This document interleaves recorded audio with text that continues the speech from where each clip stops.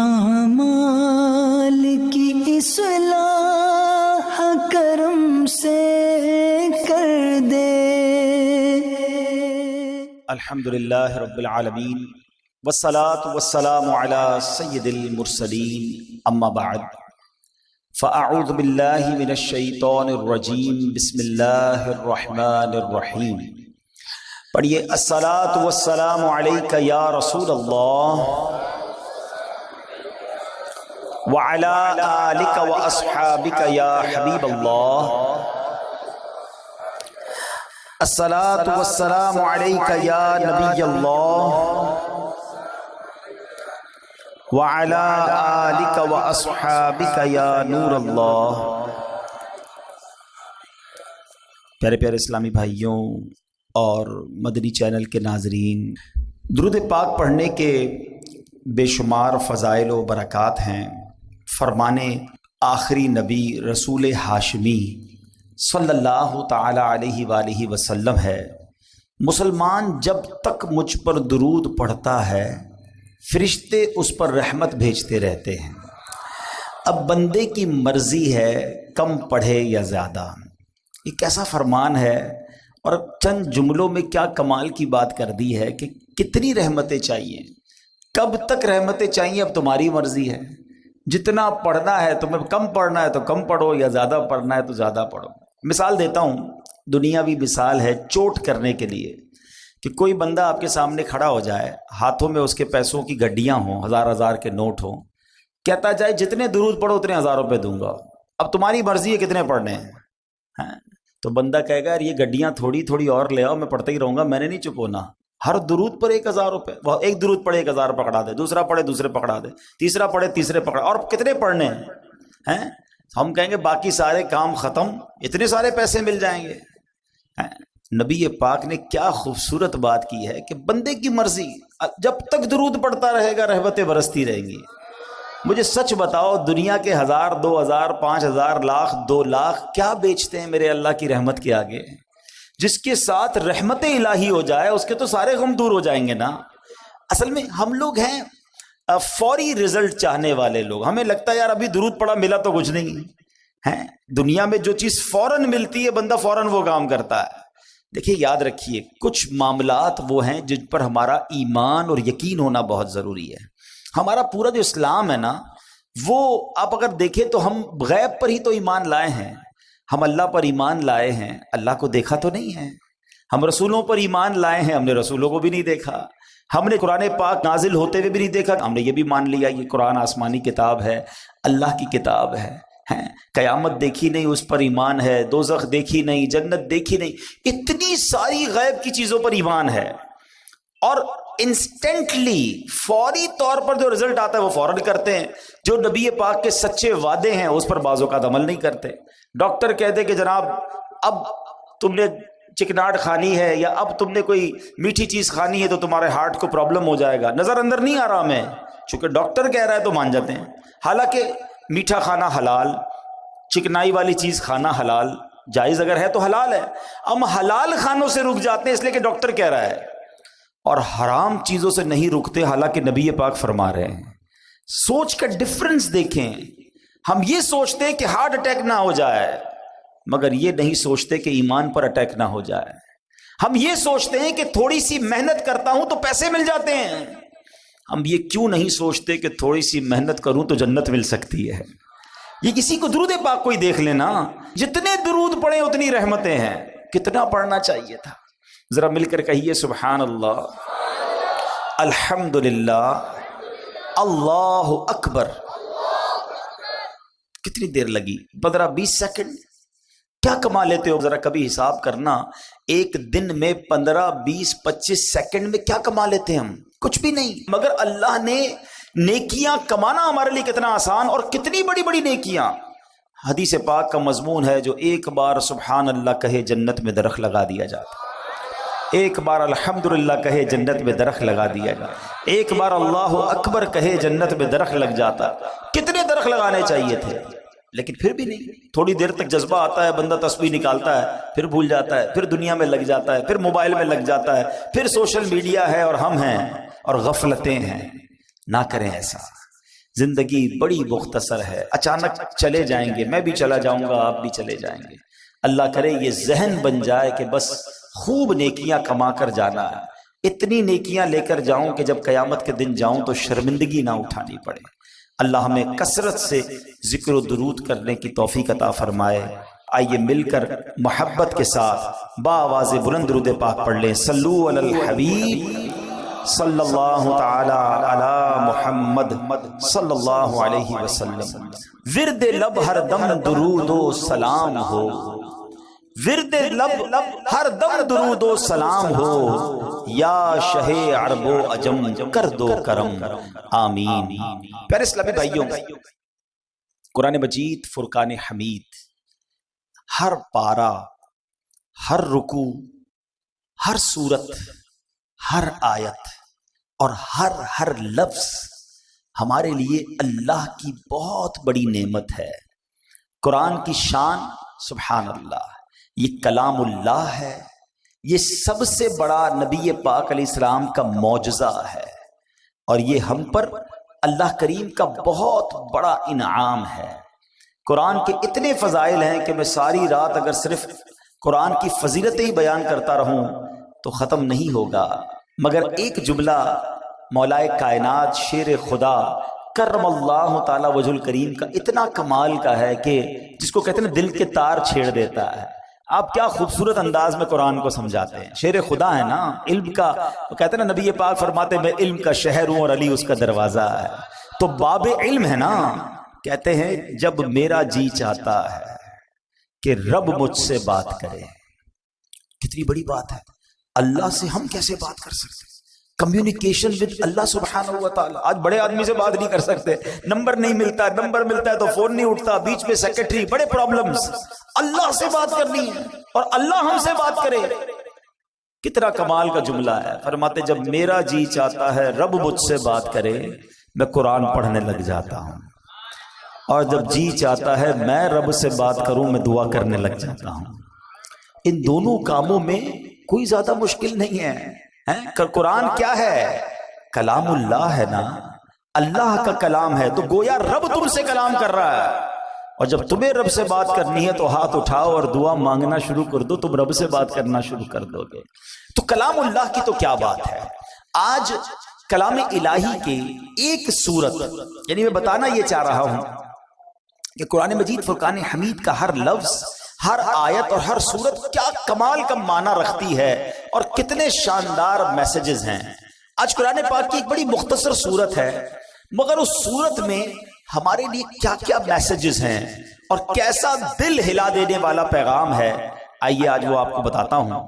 خادم مصطفیٰ صحابی رسول حضرت انس بن مالک رضی اللہ تعالیٰ عنہ فرماتے ہیں کہ پیارے آقا مکی مدنی مصطفیٰ صلی اللہ تعالی علیہ وآلہ وسلم کی مبارک عادت تھی کہ اگر کوئی صحابی 3 دن تک بارگاہ رسالت میں حاضر نہ ہوتے تو آپ ان سے متعلق پوچھتے کہ وہ کہاں ہیں، اور اگر وہ سفر پر ہوتے تو ان کے لیے دعا فرماتے، اگر مدینہ پاک میں ہوتے تو ان سے ملاقات کے لیے تشریف لے جاتے، اگر کوئی صحابی بیمار ہوتے تو میرے آقا ان کی عیادت کے لیے تشریف لے جاتے ہیں۔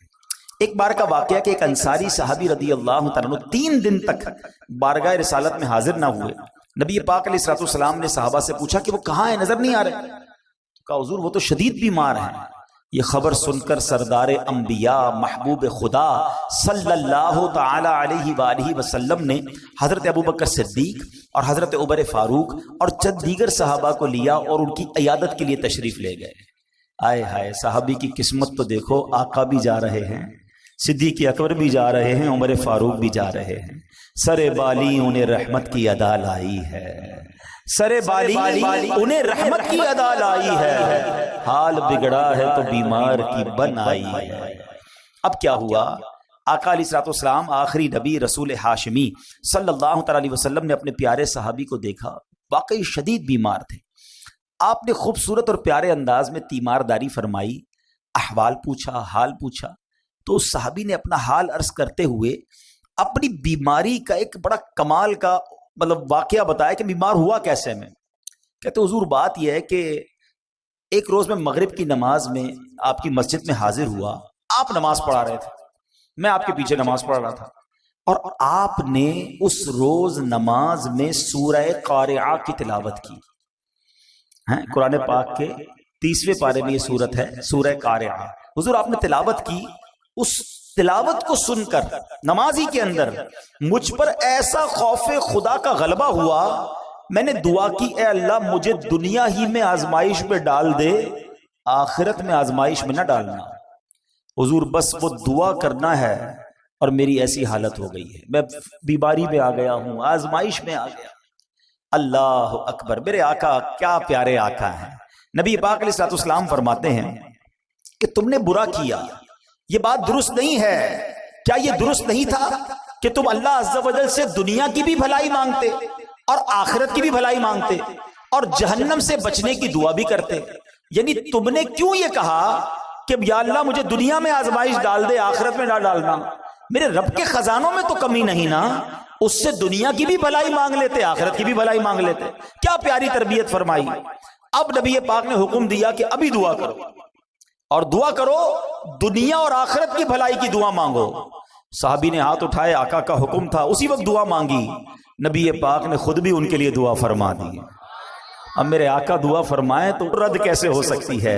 بریلی کے تاجدار امام عشق و محبت لکھتے ہیں نا، اجابت کا صحرا عنایت کا جوڑا دلہن بن کے نکلی دعائے محمد. اجابت کہتے ہیں قبولیت کو، قبولیت اجابت نے جھک کر گلے سے لگایا بڑی ناز سے جب دعائے محمد صلی اللہ علیہ وسلم. اور ایسا ہی ہوا، اس دعا کا اثر ایسا ہوا کہ کوئی رسیوں سے جکڑا ہوا ہو اور وہ آزاد ہو جائے. وہ صحابی اسی وقت کھڑے ہو گئے اور صحت مند بھی ہو گئے.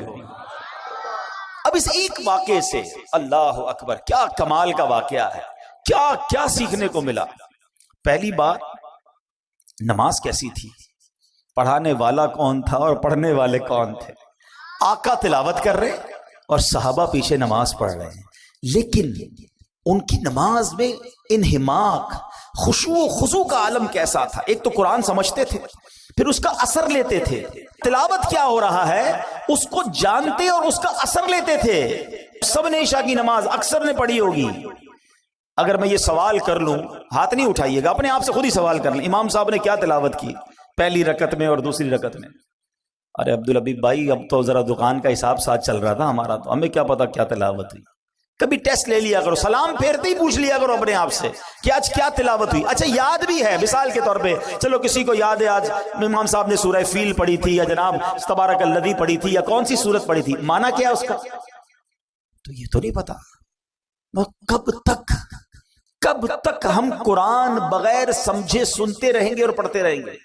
کب قرآن کے نور کو اور اس کی چاشنی کو دل میں محسوس کریں گے؟ کب انڈرسٹینڈنگ آف قرآن کریں گے؟ میں نہیں کہتا، ہونا تو یہی چاہیے کہ مسلمان ہونے کی حیثیت سے مجھے اور آپ کو پورا قرآن ایک بار تو زندگی میں ہم نے ترجمہ اور تفسیر سے پڑھا ہوتا.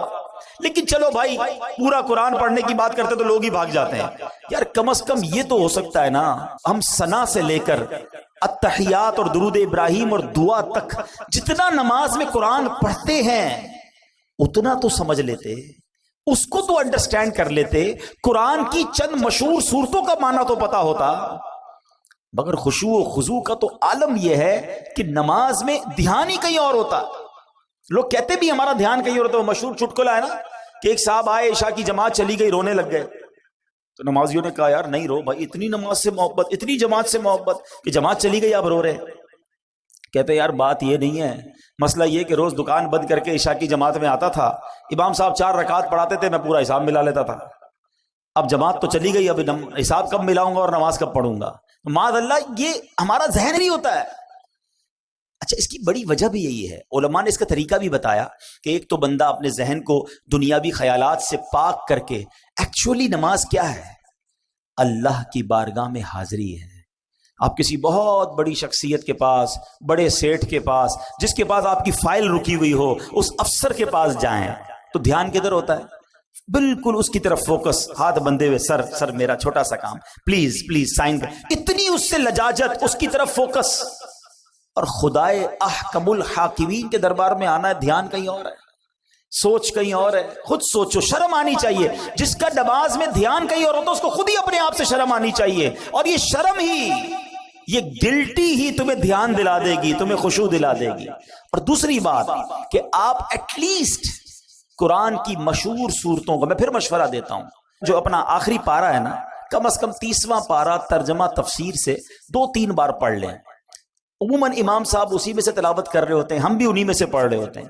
آپ جب پتہ چلے گا نا کہ آپ بات کیا کر رہے ہو، الحمدللہ رب العالمین الرحمن الرحیم مالک یوم الدین، اب آپ قرآن کے ساتھ ہوں گے، نور کے دریا میں تیر رہے ہوں گے، رحمان کی بات ہو رہی ہے، رحیم کی بات ہو رہی ہے، یوم الدین یعنی قیامت کے مالک کی بات ہو رہی ہے، اب اللہ سے التجا ہو رہی ہے، ایاک نعبد و ایاک نستعین، اے اللہ ہم تیری ہی عبادت کرتے ہیں، تجھی سے مدد چاہتے ہیں، اب آگے چلیں گے، اے اللہ اس راستے پر چلا دے جو تیرے پسندیدہ بندوں کا راستہ ہے، اس راستے سے بچا لے جو تیرے غضب والوں کا راستہ ہے۔ اب جناب رحمت کی آیتیں آئیں گی، دل جھومنے لگے گا، عذاب کی آیتیں آئیں گی، آنسو بہنے لگیں گے۔ واللہ میری بات کو سمجھ لو، جس کو قرآن سمجھ آنے لگ گیا نا، کبھی کبھی جب اچھا قاری تلاوت کرتا ہے، امام صاحب تلاوت کرتے ہیں نا، جن کو قرآن سمجھ آ رہا ہوتا ہے نا، وہ کہتے ہیں امام صاحب رکوع میں نہ جائیں، اور تلاوت کریں، اللہ کی اور باتیں سنائیں، ہمیں اور قرآن کی باتیں سنائیں، کیونکہ قرآن کے ساتھ وہ اٹیچ ہو جاتے ہیں۔ لیکن جس کو انڈرسٹینڈنگ ہی نہیں ہے، اس کو کیا فائدہ ہوگا؟ پلیز قرآن سے ایسی دوستی کرو۔ اور میں آپ کو کوئی بہت بڑا کام نہیں بتا رہا، کم از کم 30واں پارہ ترجمہ تفسیر، اب تو صراط الجنان آ گئی ہے، حاصل کر لے، پڑھ لیں، آپ کی زندگی بدل جائے گی۔ واللہ جس کو نماز سمجھ آنے لگ جائے گی، اس کو نماز کا مزہ ہی اور آتا ہے۔ سبحان ربی العظیم جب وہ کہتا ہے اور وہ سمجھتا ہے کہ میں عظیم رب کی تعریف کر رہا ہوں، تو بعض اوقات تو آنکھوں سے آنسو نکلتے ہیں۔ سجدے میں جا کر سر جھکا کر سبحان ربی العالی جب دل کی گہرائیوں سے بندہ ادا کرتا ہے، تو اللہ کو گویا یہ کہہ رہا ہوتا ہے، اے اللہ سر بھی تیرے دربار میں جھکا دیا، اب میں نے سب کچھ تیرے دربار میں جھکا دیا ہے، اپنا سراپا تیرے بارگاہ میں جھکا دیا ہے، اے اعلیٰ رب، اے مالک، اے خالق، اے سب سے بڑے مولا، اب مجھ پر نگاہ رحمت فرما دے۔ پھر بندہ اس کیفیت سے نماز پڑھتا ہے۔ تو اگر نماز کا لطف لینا چاہتے ہو تو نماز کو سیکھیں، نماز کو انڈرسٹینڈ کریں، نماز کے اندر جو قرآن ہے کم از کم اس کو جانیں۔ صحابی رسول نے سورہ قارعہ سنی، دل کی کیفیت بدل گئی، خوف خدا میں مبتلا ہو گئے۔ یہ بات ہمیں اس واقعے سے سیکھنے کو ملی۔ اب ایک اور بات جو اس بات سے سیکھنے کو ملی کہ دعا کیا کرنی چاہیے۔ کچھ لوگ بڑے نادان ہوتے ہیں، کہتے بس یا اللہ یہ کام کر دے، بھلے وہ نہ کرنا، یہ کام ہو جائے باقی بھلے خراب ہو جائے۔ کیوں خراب ہو جائے؟ اچھا معاذ اللہ کچھ لوگ اپنے لیے بد دعائیں کر رہے ہوتے ہیں۔ پہلے ایک بات سمجھ لو، ہمیں نہیں پتا ہوتا کون سا وقت قبولیت کا ہوتا ہے۔ ہاں بری باتیں نہ نکالا کرو، یہ ماں باپ کو بھی ایک مشورہ دے رہا ہوں۔ بچہ تنگ کرے، بچہ پریشان کرے تو بعض اوقات مائیں کوسنے دے رہی ہوتی، تجھے کیڑے پڑے، تو برباد ہو جائے، تو کبھی ترقی نہ کرے، یہ نہ کہا کرو۔ کیا پتا یہ قبولیت کی گھڑی ہو اور تمہارا بیٹا برباد ہو جائے۔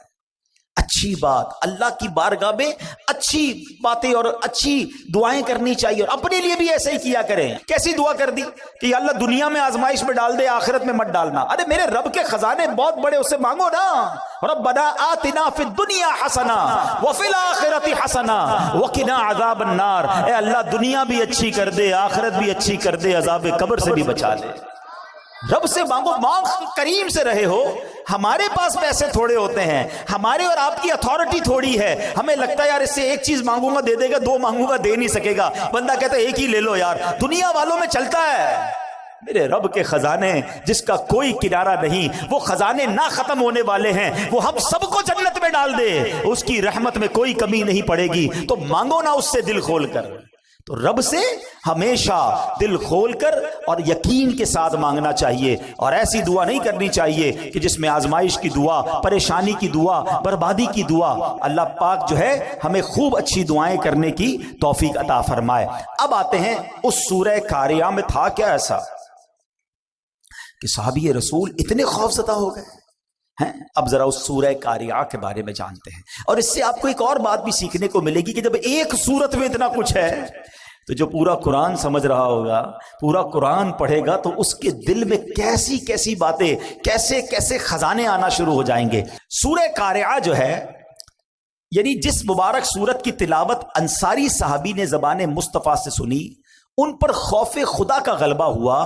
یہ قرآن کریم کی مختصر صورتوں میں سے ہے، 30ویں پارے میں ہے، اس میں ایک رکوع ہے اور 11 آیتیں، بس صرف 11 آیات تلاوت کرو تو 2 منٹ میں پوری ہو جاتی ہے۔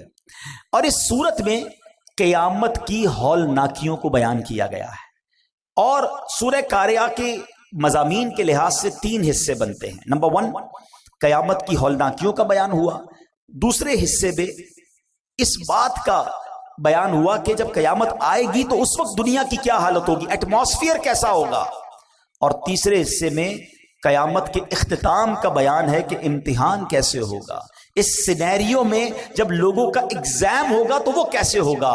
صرف 11 آیتوں میں رب نے قیامت کا نقشہ بھی کھینچ دیا اور کیا ہوگا اس میں یہ بھی بتا دیا۔ اب ذرا غور سے دل تھام کر، اللہ کرے کہ ہم پر بھی اس صحابی رسول کی کیفیت کا صدقہ نصیب ہو، اور ہم قرآن سنیں اور اللہ کے خوف سے بھی لرزہ کریں جب بھیانک، خوفناک اور عذاب کی باتیں ہوں۔ اللہ قرآن میں فرماتا ہے، بسم اللہ الرحمن الرحیم، القارعۃ ما القارعۃ وما ادراک ما القارعۃ۔ القارعہ، اس کا ترجمہ کیا اعلیٰ حضرت نے دل دہلانے والی۔ مل قارعہ، کیا وہ دل دہلانے والی؟ وما ادراک مل قارعہ، اور تم نے کیا جانا کیا ہے وہ دل دہلانے والی؟ 3 بار ایک ہی بات، القارعۃ مل قارعہ وما ادراک مل قارعہ۔ علماء بڑا پیارا اس میں جواب دیتے ہیں کہ قرآن کا ایک بہت خوبصورت اسلوب ہے، اسٹائل ہے قرآن کا، کہ جب کسی بات پر انفسائز کرنا ہوتا ہے، تاکید دلانی ہوتی ہے، توجہ درکار ہوتی ہے، تو قرآن یہ انداز اختیار کرتا ہے۔ کلام اللہ کا یہ انداز ہے کہ لوگ خوب توجہ کریں، دیکھو بڑی اہم بات ہونے جا رہی ہے۔ اسی طرح کا انداز آپ کو سورہ قدر میں ملتا ہے، اِنَّا أَنزَلْنَاهُ فِي لَيْلَةِ الْقَدْرِ وَمَا أَدْرَاكَ مَا لَيْلَةُ الْقَدْرِ۔ قرآن خود پوچھتا ہے، بتاؤ تم نے کیا جانا، لیلۃ القدر کیا ہے؟ پھر قرآن اس کے بعد خود ہی بتاتا ہے، قرآن گویا بتاتا ہے کہ لیلۃ القدر کیا ہے۔ بالکل اسی طرح یہاں یہ انداز ہے کہ تم نے کیا جانا، کیا ہے دل دہلانے والی۔ اب القارعہ کس کو کہتے ہیں؟ مفسرین لکھتے ہیں کہ قارعہ قیامت کے ناموں میں سے ایک نام ہے۔ یہ لفظ کرعن سے بنا ہے، ایک چیز کو دوسری چیز پر اس زور سے مارا جائے کہ اس سے گرجدار آواز پیدا ہو، اس کو کرعن کہتے ہیں۔ یہ آواز جتنی زوردار، اتنی ہی دل دہلانے والی ہوتی ہے۔ اگر آدمی غفلت میں ہو، اپنے دھیان میں بیٹھا ہو اور اچانک کوئی آواز آ جائے، مثال کے طور پہ اللہ نہ کرے کچھ زوردار دھماکہ سنائی دے، ہمارا دھیان کہیں اور ہو، فوراً انسان گھبرا جاتا ہے۔ گاڑی میں جا رہا ہے، کوئی بڑا ہارن بجا دے، بندہ ہل جاتا ہے۔ اچانک آنے والی آواز جو ہے وہ دل دہلا دیتی ہے۔ اب ذرا غور کیجئے کہ ہوگا کیا، ان مثالوں کو تصور میں رکھیے، اور قیامت میں کیا ہوگا۔ فرمایا تاجر کاروبار میں مصروف ہوں گے، nobody knows، پتہ بھی نہیں ہوگا، کسی کو پتہ نہیں ہوگا۔ تاجر کاروبار میں مصروف ہوں گے، خواتین گھر کے کام کاج میں مصروف ہوں گی، کسان کھیتوں میں مصروف ہوں گے، کوئی کھانا کھا رہا ہوگا، کوئی اپنے دوستوں کے ساتھ باتیں کر رہا ہوگا۔ اس وقت اچانک ایک زوردار زلزلہ برپا ہوگا، پوری زمین ہل جائے گی، آسمان پھٹ جائیں گے، ستارے بارش کی طرح زمین پر جھڑ پڑیں گے، بلند و بالا پہاڑ ٹوٹ جائیں گے، بڑے بڑے سیارے آپس میں ٹکرا کر ریزہ ریزہ ہو جائیں گے۔ ذرا تصور تو کیجئے وہ کیسا ہولناک دھماکہ ہوگا، کیسا زلزلہ ہوگا، اس وقت دل کیسے دہل جائیں گے، کیسی بدحواسی ہوگی۔ اور یہ دن آنا ہے۔ قرآن نے ایک اور جگہ اس کو بیان کیا، ان زلزلۃ الساعۃ شیء عظیم یوم ترونها تذہل کل مرضعۃ عما ارضعت وتضع کل ذات حمل حملها وترى الناس سقارى وما هم بسقارى۔ قرآن کیا کہتا ہے سنو، بے شک قیامت کا زلزلہ بہت بڑی چیز ہے۔ جس دن تم اسے دیکھو گے تو حالت یہ ہوگی کہ ہر دودھ پلانے والی اپنے دودھ پیتے بچے کو بھول جائے گی، ماں دودھ پیتے بچے کو بھول جائے، اتنی گھبراہٹ ہوگی۔ ہر حمل والی اپنا حمل ڈال دے گی. جس کا حمل ہوگا نا، پریگننٹ ہوگی، اس کا حمل گر جائے گا. اتنا خطرناک وہ خوف ہوگا. فرمایا تو لوگوں کو دیکھے گا جیسے نشے میں ہیں، حالانکہ وہ نشے میں نہیں ہوں گے. بدحواسی ہوگی، گھبراہٹ ہوگی. یہ قیامت کا سینیریو ہے، یہ قیامت کا حال ہوگا. یہ ہے قارعہ.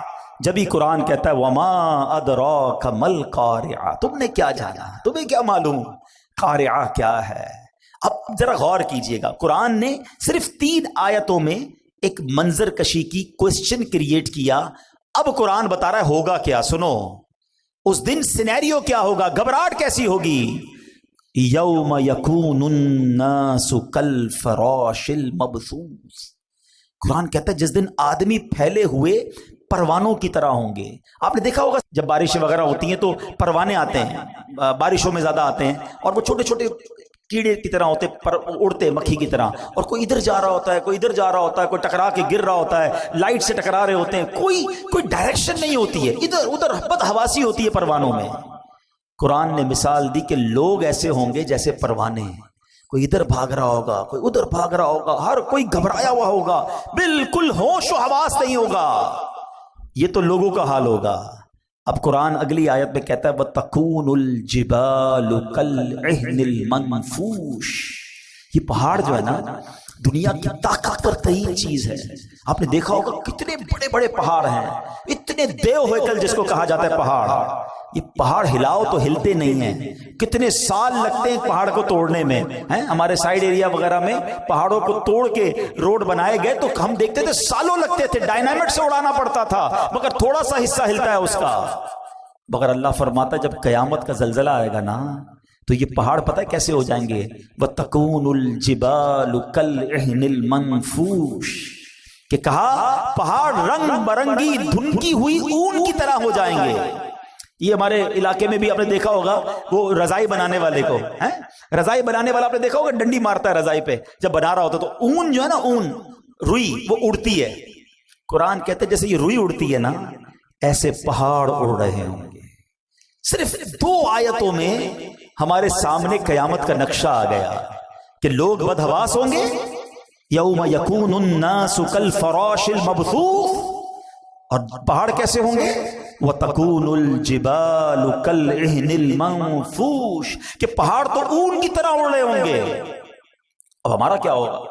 یہی خوف بہت تھا نا. نہیں ابھی تو بات شروع ہوئی ہے. اب ذرا انڈرسٹینڈ کرو بات کو. اللہ نہ کرے کوئی اچانک آفت آ جائے، کوئی ٹینشن آ جائے، زلزلہ آ جائے اور آپ بھاگ رہے ہوں اور کوئی بندہ آپ کو روکے، یار رکو ذرا بتاؤ تم نے آج دن کیسے گزارا ہے. تو آپ کہیں گے اللہ کے بندے حالت دیکھ رہے ہو، اتنی بڑی ٹینشن میں تم مجھ سے سوال کر رہے ہو. مگر سنو، اتنے خطرناک ماحول میں ہم سب سے سوال کیے جائیں گے. 1-2 دن کے لیے نہیں، پوری زندگی کا حساب بھی اسی حالت میں دینا ہوگا. اب آگے قرآن کیا کہتا ہے سنو. اللہ اکبر. میں آگے آیت لے جانے سے پہلے ذرا مزید قیامت کیسے آئے گی، میرے آقا مدینے والے مصطفیٰ صلی اللہ تعالیٰ علیہ وسلم نے بڑی ڈیٹیل میں صحابہ کرام کو بتایا. آقا علیہ السلام فرماتے ہیں بے شک اللہ پاک نے زمین و آسمان بنانے کے بعد سور کو بنایا اور حضرت اسرافیل علیہ السلام کو عطا فرما دیا. ہم نے یہ بچپن سے سنا ہے کہ حضرت اسرافیل سور پھونکیں گے. آج ڈیٹیل میں سن لو وہ سور ہے کیا اور وہ کتنا بڑا ہے. تو حضرت اسرافیل کے بارے میں نبی پاک فرماتے ہیں کہ حضرت اسرافیل سور کو اپنے منہ میں لیے ہوئے ہیں اور عرش الہی کی طرف دیکھ رہے ہیں کہ اور انتظار میں ہیں کہ سور پھونکنے کا کب حکم دیا جاتا ہے. یعنی وہ ریڈی بیٹھے ہیں، تیار ہیں، جب رب کی طرف سے حکم آنا ہے حضرت اسرافیل نے سور پھونک دینی ہے.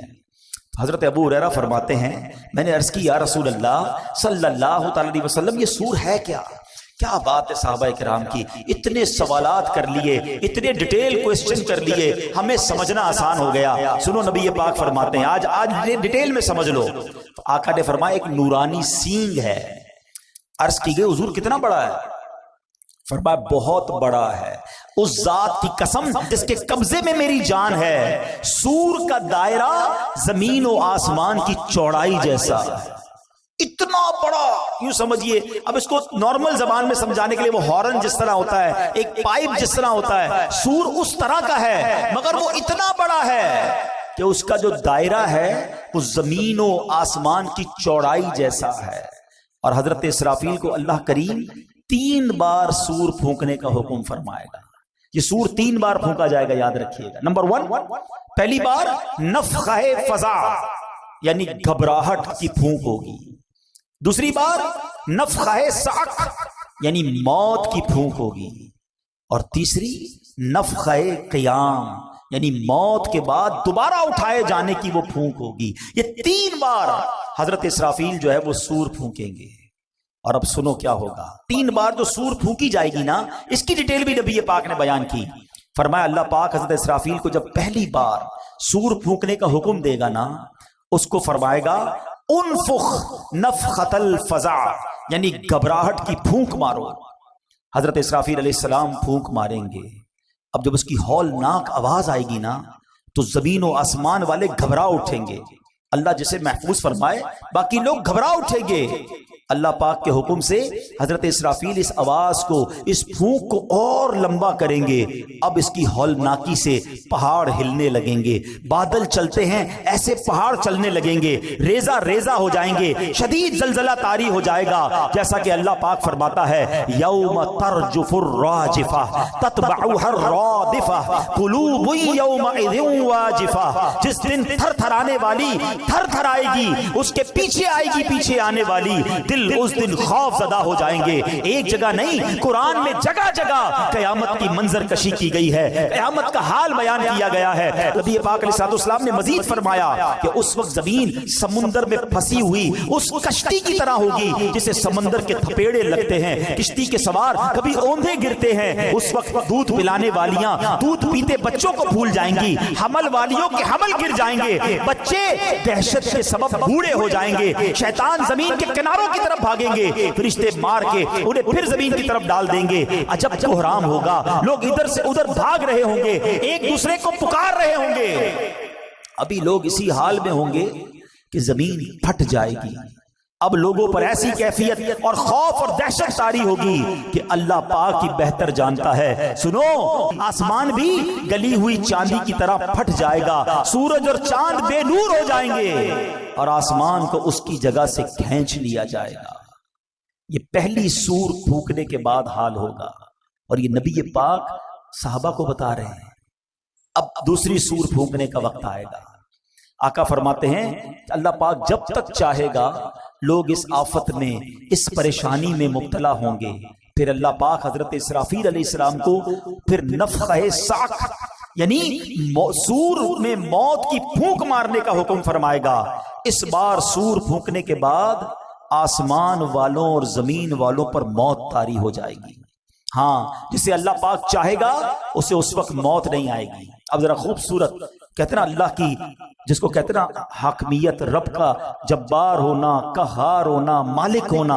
اب ذرا الفاظ سنیے گا حدیث کے، ہلا دیتے ہیں، رونگٹے کھڑے کر دیتے ہیں الفاظ۔ سنو، اب حضرت ملک الموت اللہ رب العالمین کی بارگاہ میں عرض کریں گے یا رب، آسمان والے اور زمین والے تو سب موت کے گھاٹ اتر چکے، مگر جسے تو نے زندہ رکھا، اللہ پاک جانتا ہے، وہ تو خوب جانتا ہے کون زندہ ہے۔ فرمائے گا بتاؤ کون کون زندہ ہے؟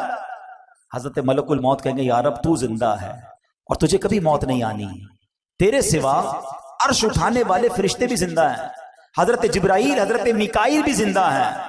حضرت اسرافیل کہیں گے مولا میں بھی زندہ ہوں۔ اب حضرت جبرائیل اور حضرت میکائیل پر بھی موت طاری کر دی جائے گی، وہ بھی موت کا مزہ چکھیں گے۔ پھر ملک الموت عرض کریں گے اے مالک، جبرائیل اور میکائیل بھی موت کا ذائقہ چکھ چکے۔ اللہ فرمائے گا اب کون زندہ ہے؟ حضرت اسرافیل کہیں گے مولا تو زندہ ہے جسے کبھی موت نہیں آنی، اور مولا عرش اٹھانے والے فرشتے زندہ ہیں اور میں زندہ ہوں۔ اللہ اکبر، پہلے عرش اٹھانے والے فرشتوں پر موت طاری کی جائے گی، اور پھر ملک الموت جو آخری بچیں گے ان پر بھی موت طاری کر دی جائے گی۔ اب کوئی نہیں ہوگا، اب دنیا میں کوئی باقی نہیں ہوگا، اور وہی رب واحد قہار باقی ہوگا۔ وہ بے نیاز ہے، اس کا کوئی باپ نہ اس کا کوئی بیٹا، وہی اول ہے وہی آخر ہے۔ اور اب اللہ کیا فرمائے گا؟ اچھا اللہ اس وقت جو فرمائے گا نا وہ بھی رب نے قرآن میں بیان کر دیا ہے. کاش قرآن پڑھنے والے بن جاتے ہیں. سب کچھ موجود ہے قرآن میں. اللہ پتہ ہے کیا فرمائے گا؟ لمن الملک اليوم. آج کس کی بادشاہی ہے؟ اللہ اکبر. ان جملوں کی ہیبت کو اگر سمجھو نا، اللہ فرما رہا ہے جب دنیا میں کوئی باقی نہیں ہے، ان تمام متکبرین، ان تمام جابرین، ان تمام لوگوں سے خطاب ہوگا جو سمجھتے تھے کہ ہمارے دم قدم سے دنیا قائم ہے، ہم ہیں تو جناب فیصلے ہوتے ہیں، ہماری اتھارٹی ہے. اب اللہ فرمائے گا لمن الملک اليوم. آج کس کی بادشاہی ہے؟ اس وقت کوئی جواب دینے والا ہی نہیں ہوگا. اب اللہ خود ہی جواب ارشاد فرمائے گا، اور وہ جواب بھی قرآن میں موجود ہے. اللہ فرمائے گا للہ الواحد القہار. ایک اللہ جو سب پر غالب ہے. ہائے ہائے ہائے، میرا رب باقی رہنے والا ہے، وہ حی ہے، وہ قیوم ہے. پھر فرمایا میرے آقا نے زمین اور آسمان کو یوں لپیٹ لیا جائے گا جیسے کاغذ لپیٹتے ہیں. پھر اس زمین کی جگہ کوئی اور زمین بچھا دی جائے گی، آسمان کی جگہ اور آسمان بنا دیا جائے گا. اب اللہ پاک 3 مرتبہ فرمائے گا میں ہوں جبار، جسے میرا شریک ہونے کا دعویٰ ہے سامنے آئے. آج دنیا میں کئی لوگ معاذ اللہ اللہ کے سامنے اور غیر اللہ کی عبادت کرتے ہیں. اس وقت رب ارشاد فرمائے گا کون ہے میری شرکت کا دعویٰ دار، آ جائے میرے سامنے. اللہ اکبر. کوئی سر اٹھانے والا نہیں ہوگا. مخلوق کو اب اس نئی زمین پر ڈال دیا جائے گا. جو پہلے قبروں میں تھے اب نئی زمین کی قبروں میں ہوں گے. جو پہلے زمین کی سطح پر مرے ہوئے تھے اب نئی زمین کی سطح پر مرے ہوں گے. اب ایک قیامت کا نیا نقشہ بن جائے گا.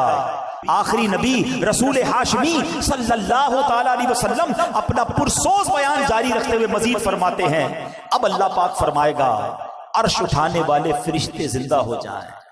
رب نے فرمانا ہے نا، وہ فرشتے زندہ ہو جائیں گے. حکم ہوگا جبرائیل اور میکائیل زندہ ہو جائیں، وہ بھی زندہ ہو جائیں گے.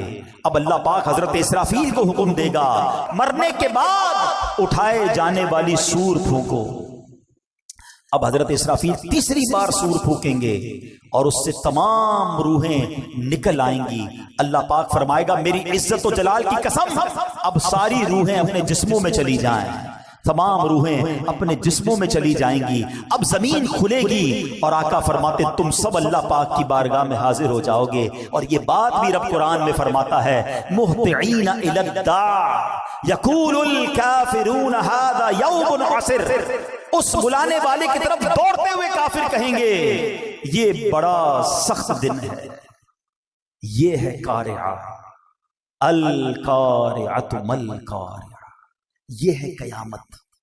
اچھا جو قیامت کا حساب کتاب ہے نا وہ تو تیسری بار اٹھنے کے بعد معاملہ شروع ہوگا. یہ تو قیامت طاری ہونے کا منظر تھا کہ قیامت طاری کیسے ہوگی، اس میں دنیا سے لوگ جائیں گے کیسے، کیسے سور پھونکی جائے گی اور پھر دوبارہ اٹھایا جائے گا. حساب و کتاب، میزان کا معاملہ، پل صراط کا معاملہ، یہ تو تیسری باری سور پھونکنے کے بعد ہوگا. مگر قرآن ہمیں سمجھا رہا ہے کہ دیکھو وہ دن آنے والا ہے، اس دن کی تیاری کر لو. اور وہ دن کیسا ہوگا؟ اللہ اکبر. قیامت 50,000 سال کا دن ہے. میدان محشر کی گرمی کیسی ہوگی کہ پہلے لوگوں کے جسم سے پسینہ نکلے گا اور 70 گز زمین میں جذب ہوگا اور اس کے بعد زمین اور پسینہ نہیں پی سکے گی. تو پھر یہ پسینہ اوپر اٹھے گا، کوئی اپنے ٹخنوں تک پسینے میں ہوگا، کوئی گھٹنے تک ہوگا. کچھ گناہگار تو ایسے ہوں گے جو اپنے ہی پسینے میں ڈبکیاں کھا رہے ہوں گے. اب اس کیفیت میں کیا ہوگا؟ اللہ اکبر. کبھی گرمیوں کے دن ہوں، کام کاج سے ہم گھر پہنچے اور پسینہ ٹپک رہا ہو ہیں، جیسے دروازے میں داخل اور گھر والے کہے ذرا رکو رکو 5-6 باتیں پوچھنی ہیں. ہم کیا کہتے ہیں؟ نہیں ابھی سوال نہیں کرو، مجھے سانس لینے دو، بہت گرمی ہے، تھوڑا فریش ہونے دو پھر بات چیت کرنا. ہم کبھی بھی پسند نہیں کرتے کہ گرمی میں، فرسٹریشن میں، ٹینشن میں ہم سے کوئی سوال کرے. مگر قرآن کہتا ہے اس وقت سوال بھی کیسا ہوگا اور رزلٹ کیا آئے گا؟ فَأَمَّا مَنْ ثَقُلَتْ مَوَازِينُهُ فَهُوَ فِي عِيشَةٍ رَاضِيَةٍ. قرآن کہتا ہے بہرحال جس کے ترازو بھاری ہوں گے وہ تو پسندیدہ زندگی میں ہوگا، مزے میں ہوگا. جس کی نیکیاں زیادہ ہو گئیں اسکیل لگایا جائے گا، وہ مزے میں ہوگا. اللہ اکبر. اور مزے میں کہاں ہوگا؟ وہ جنت میں ہوگا. آؤ کچھ جنت کے بارے میں بھی سن لو. بڑی خوفناک باتیں ہوئی ہیں, کچھ دل کو ڈھارس والی باتیں بھی سن لو. جنت وہ مقام ہے جو اللہ نے ایمان والوں کے لیے بنایا ہے. جنت میں وہ نعمتیں ہیں جو کسی آنکھ نے دیکھا نہیں ہے, کسی کان نے سنا نہیں ہے, بلکہ کسی دل کا خیال بھی نہیں گزرا. یہ جو دل کا خیال نہیں گزرا نا, جو پڑھے لکھے سمجھدار ہوں گے میری بات ذرا سمجھیں گے. امیجنیشن کس کو کہتے ہیں؟ بندہ خیال میں تو بہت کچھ سوچ سکتا ہے نا. آج آپ کو کوئی بتاتا ہے یار فلاں محل سونے کا محل ہے اور فلاں ملک کا بادشاہ ہے, اس کے محل میں طرح طرح کی نعمتیں ہیں, تو ہم اس کے بارے میں سوچتے ہیں. انٹرنیٹ پر تصویریں بھی آ جاتی ہیں, مگر اللہ کے حبیب فرما رہے ہیں جنت وہ ہے جس کا سوچ بھی نہیں سکتے ہو. تو سوچو پھر ہوگی کیسی؟ جہاں دماغ کی سوچ نہ پہنچ سکے اس کے بعد وہ نعمتیں کیسی ہوں گی؟ فرمایا دل کا گمان بھی نہیں گزرا. جنت میں دیواریں سونے چاندی کی اینٹوں سے اور مشک کے گارے سے بنی ہوئی ہیں. جنت میں 4 دریا ہیں, ایک پانی کا, دوسرا دودھ کا, تیسرا شہد کا, چوتھا پاکیزہ شراب کا. اور ان دریاؤں میں سے نہریں نکل کر ہر محل کے نیچے سے, ہر جنتی کے گھر سے نیچے سے نکل رہی ہیں. اہل جنت کو ہر قسم کے لذیذ کھانے ملیں گے, جو چاہیں گے فوراً ان کے سامنے موجود ہوگا. پانی کی خواہش ہوگی, جتنی خواہش ہوگی اتنا ہی ان کے مطابق پانی, دودھ, پاکیزہ شراب اور شہد کے کوزے خود بخود ان کے ہاتھوں میں آ جائیں گے. جنت میں کوئی نجاست نہیں ہے, نہ گندگی ہے, نہ تھوک ہے, نہ ریٹ ہے, نہ بدن کی میل ہے. سنو, ہر جنتی کے لیے کم از کم 10,000 خادم ہوں گے. ہر خادم کے ہاتھ میں چاندی کا پیالہ ایک ہوگا, دوسرے ہاتھ میں سونے کا پیالہ ہوگا. ہر پیالے میں طرح طرح کی نعمتیں ہوں گی. جنتی شخص نعمتیں کھاتا جائے گا, لذت بڑھتی جائے گی.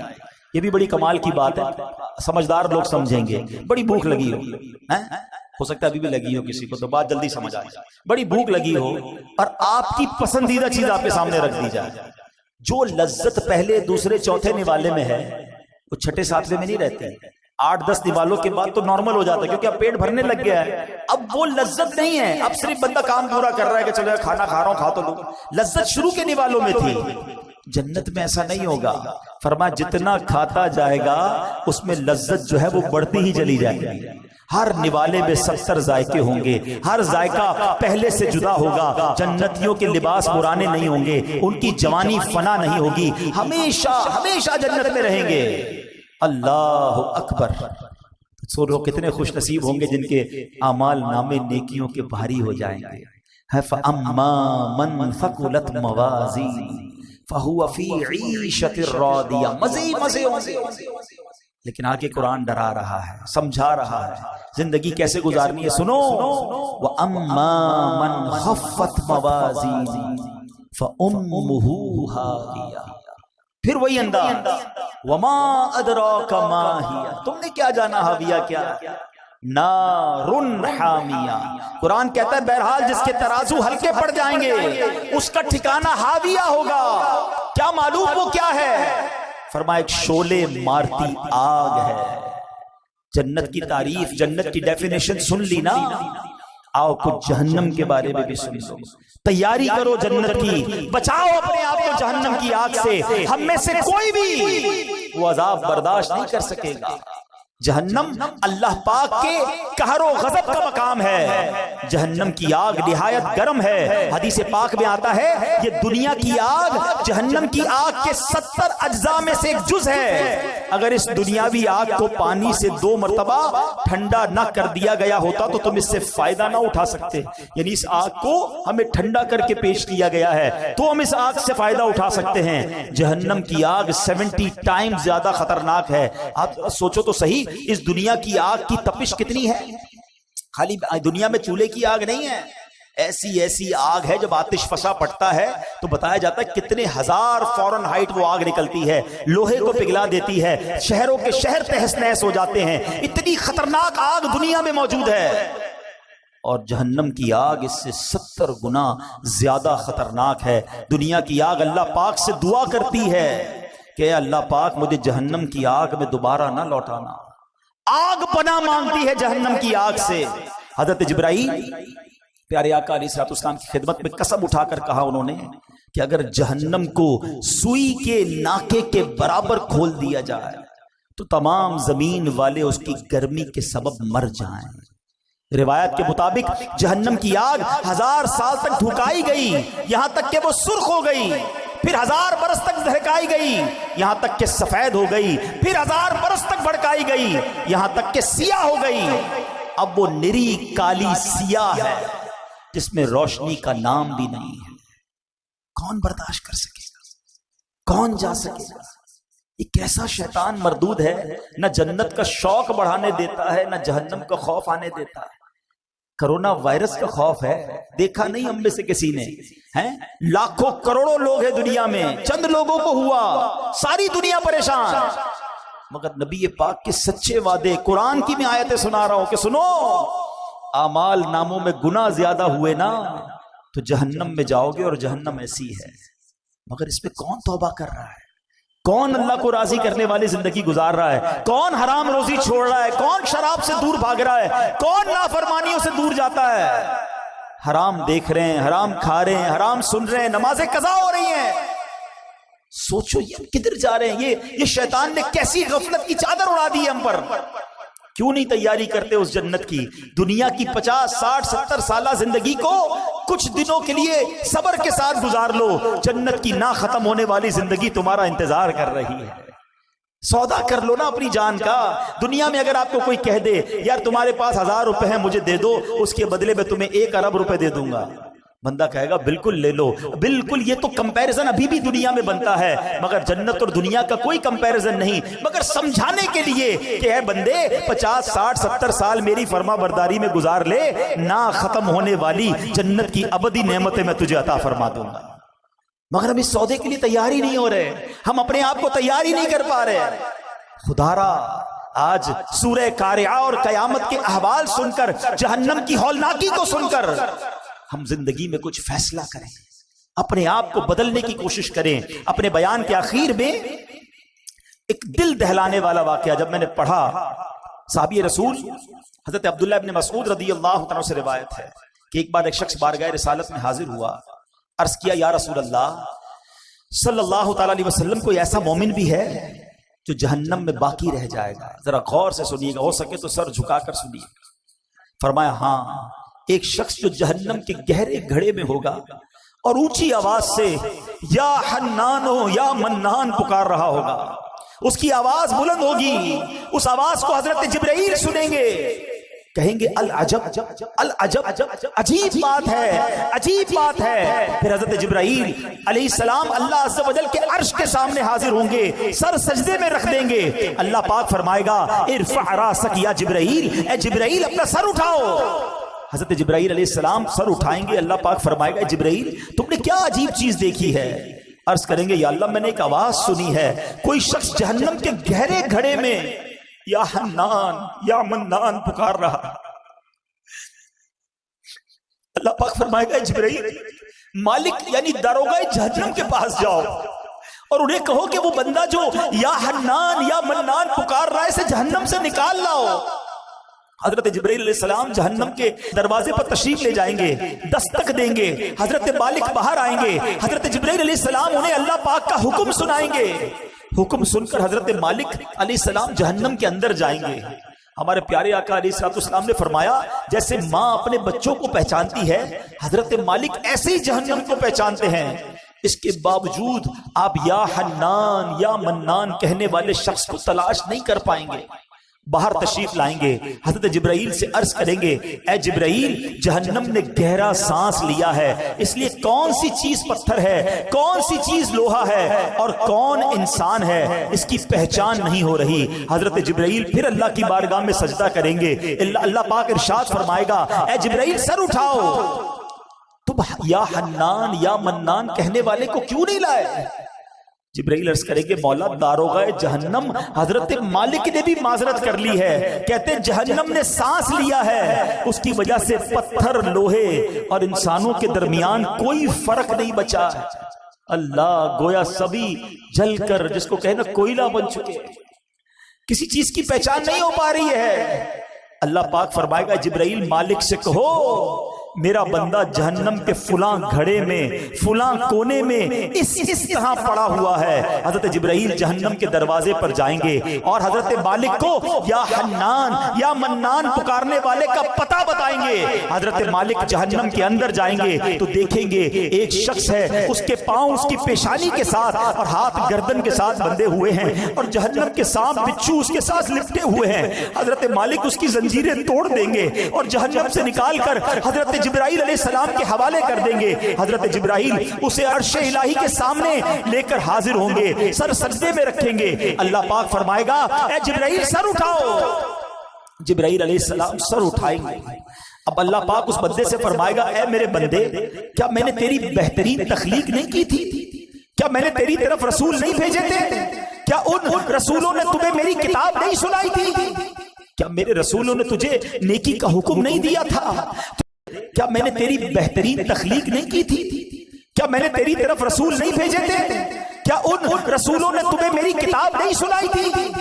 کیا میرے رسولوں نے تجھے نیکی کا حکم نہیں دیا تھا؟ تجھے برائی سے منع نہیں کیا تھا؟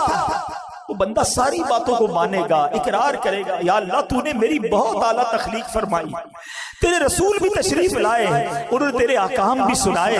اللہ پاک فرمائے گا پھر تو نے فلاں گناہ کیوں کیے؟ وہ عرض کرے گا یا اللہ میں نے اپنی جان پر ظلم کیا جس کی سزا میں مجھے جہنم میں ڈال دیا گیا. اللہ اس کے باوجود میری امید نہیں ٹوٹی، مجھے تیری رحمت سے امید تھی، اسی لیے میں یا حنان یا منان پکارتا رہا. مولا تو نے اپنے فضل سے مجھے جہنم سے نکالا ہے، یا اللہ مجھ پر رحم فرما دے.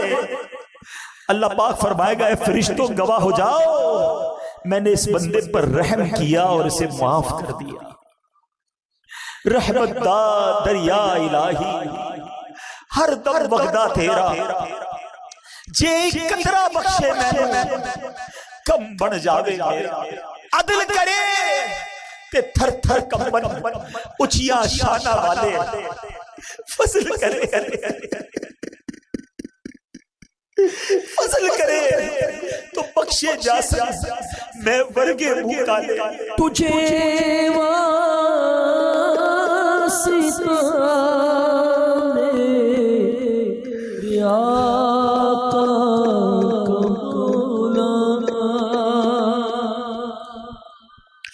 تجھے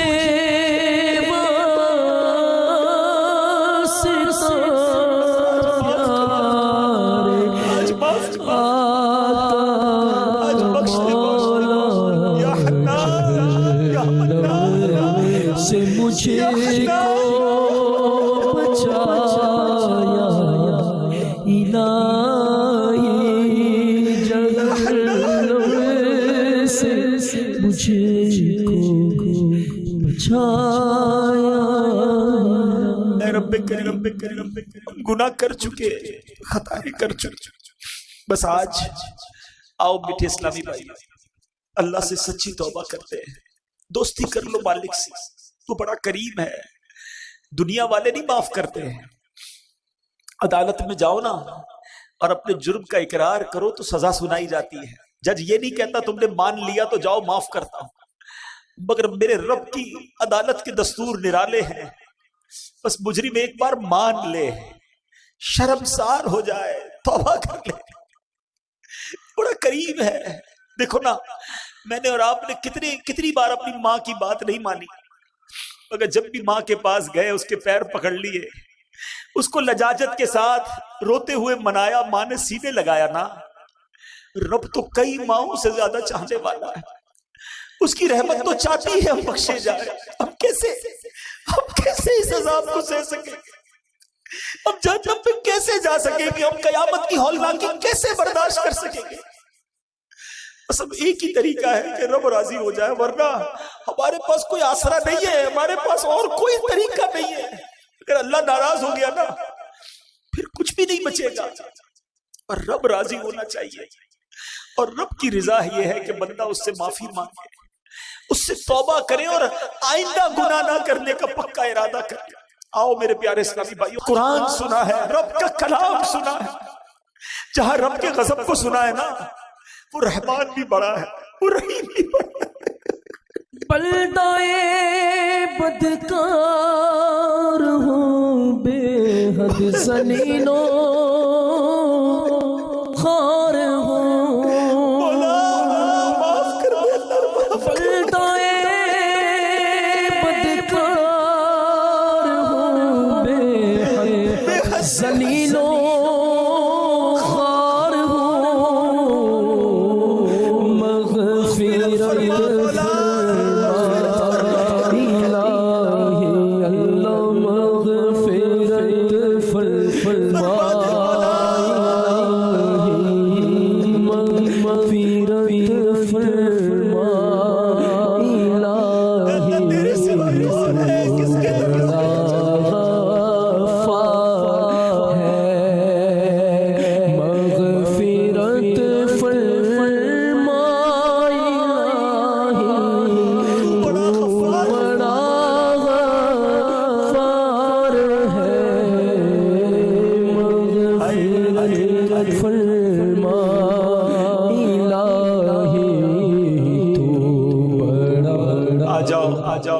آ جاؤ اللہ کی رحمت آج اس سے دوستی کر لو. اگر میرا کوئی ایسا بھائی بیٹھا ہے جو نمازیں قضا کرتا ہے، توبہ کر، بس اب سچی پکی نیت کر لو کہ آج کے بعد نماز قضا نہیں کروں گا. اگر کوئی حرام کماتا ہے نا، دیکھو چھوڑ دو اسے، توبہ کر لو، اللہ تمہیں غیب سے حلال دے گا. بس سچی نیت کر لو، رب نے جو نصیب میں لکھا ہے وہ مل کر رہے گا. حرام کمانا چھوڑ دو، حرام کھانا چھوڑ دو، حرام صحبتیں چھوڑ دو، گندی چیزیں دیکھنا چھوڑ دو، سننا چھوڑ دو. ہم کمزور ہیں، یہ بھی ہم اللہ سے ہی کہیں گے نا، یا اللہ میں پہلے بھی توبہ کی، پھر گناہ میں پڑ گئے، آج پھر توبہ کرتا ہوں مالک، پھر توبہ کرتا ہوں، بس تم توبہ پر استقامت بھی دے دے. پتہ نہیں کب دنیا سے چلا گیا اور وہاں مارا گیا، وہاں پکڑا گیا تو میرا بنے گا کیا؟ اے اللہ اس کمزور بندے پر رحم کر، اور آج سچی توبہ عطا کر، آج سچی پکی توبہ عطا کر. اور یہ دعوت اسلامی ہے پیارے اسلامی بھائی، جو ہمیں ہماری آخرت کی تیاری کرواتی ہے. ہم کچھ بھی کر لے، قیامت تو آئے گی نا، حساب کتاب تو ہوگا نا، اس سے بچ کوئی نہیں سکتا. مگر آج جس تفصیل سے ہم نے قیامت کا ذکر سن لیا، جس طرح کا یہ حالات ہوں گے، ہم تو بڑے کمزور ہیں، ہمارا کیا بنے گا؟ ہاں اللہ راضی ہوا، اللہ کے حبیب راضی ہوئے تو انشاءاللہ قیامت میں بھی لواء الحمد تلے اٹھنا نصیب ہو جائے گا. تو نے کو چھپایا یا خدا، تو نے دنیا میں کو چھپایا حشر میں بھی لاج رکھنا، اللہ حشر میں بھی لاج رکھنا، مولا حشر میں بھی لاج رکھنا. تو بڑا ستار ہے، حشر میں بھی لاج رکھنا.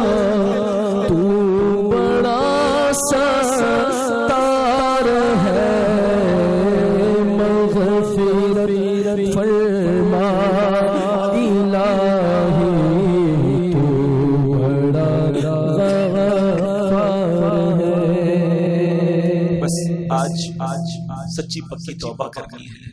توبہ کیا ہے؟ توبہ کے 3 ارکان ہیں. ایک، بندہ شرمندہ ہو جائے، مانے میں گناہگار ہوں، ندامت کرے، کہے اللہ کو غلطی ہو گئی، مانتا ہوں مالک مجرم. دوسرے نمبر پر اب گناہ نہ کرنے کا پکا ارادہ.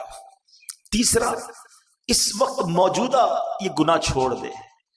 یہ نہ سوچو کہ میں توبہ کروں گا پھر گناہ کر لوں گا، یہ بھی شیطان کا وار ہے. ہمارا کام توبہ کرنا ہے. انشاءاللہ رب کریم ہمیں توبہ پر استقامت بھی وہی عطا فرمائے گا. اللہ پاک عمل کرنے کی توفیق عطا فرمائے. میرے اعمال کی اصلاح کرم سے